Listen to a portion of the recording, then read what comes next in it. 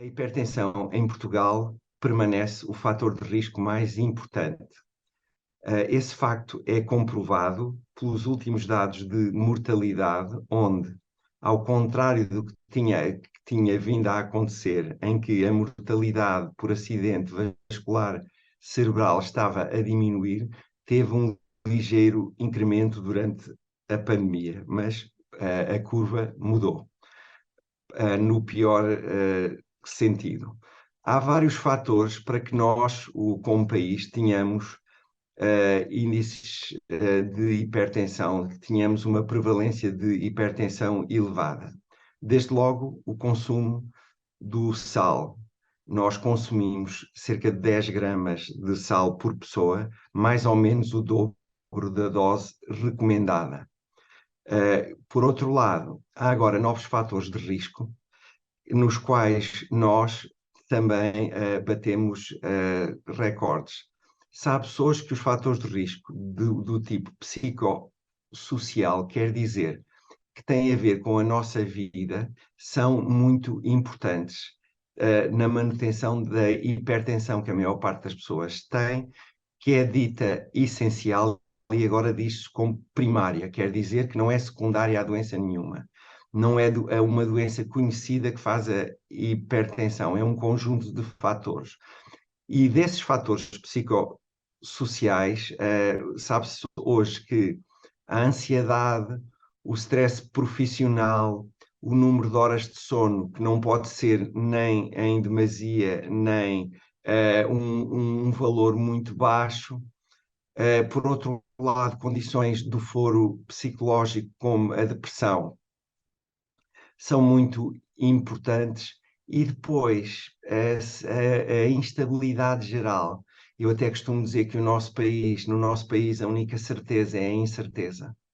E, portanto, há sempre um ambiente de crise geral, uma certa instabilidade laboral que se vem agravando nos últimos tempos e a desestruturação das famílias. Sabe, pessoas também que quem vive só tem uma mortalidade cardiovascular maior e muita dessa mortalidade cardiovascular se deve à hipertensão, ao AVC. Aliás, o nosso país é o único país da Europa desenvolvida em que a mortalidade por AVC é superior à mortalidade por doença isquémica do coração, o vulgar infarto.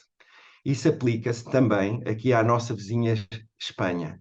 De modo que nós fomos colecionando fatores de risco, eu repito, o sal e agora estes novos fatores de risco, que nos põem na Fórmula 1 dos países com uma importância maior da hipertensão como fator de risco cardiovascular.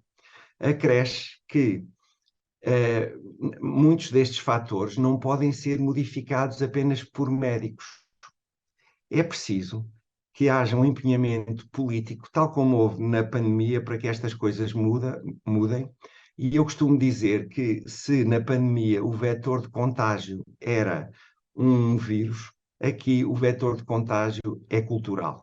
Ou seja, se nós não mudarmos como país a nossa forma de estar, a hipertensão vai continuar a subir e vamos estar na linha da frente da hipertensão. O que é que cada um pode fazer?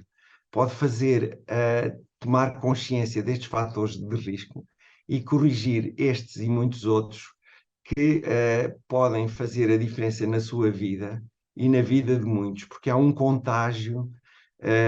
Se a pessoa começar a adotar estilos de vida, digamos, fisiológicos, outros vão atrás, nomeadamente as pessoas que moram no mesmo agregado e outros.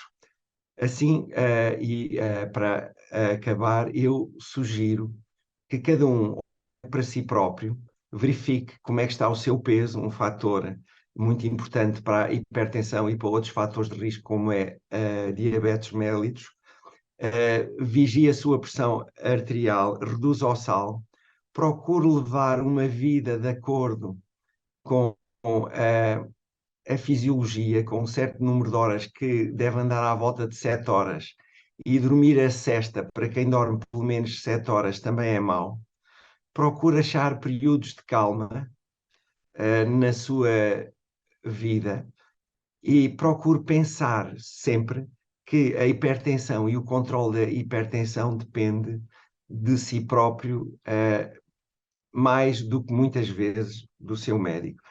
Ao seu médico cabe aconselhar, cabe medicar, e a esse propósito, uma das dificuldades que o país tem é que as pessoas são medicadas e depois, passado algum tempo, e em alguns casos muito pouco, deixam de cumprir a medicação. E uma hipertensão diagnosticada que não está controlada, porque as pessoas por simplesmente não aderem à terapêutica, é tão grave como não se saber que é hipertenso.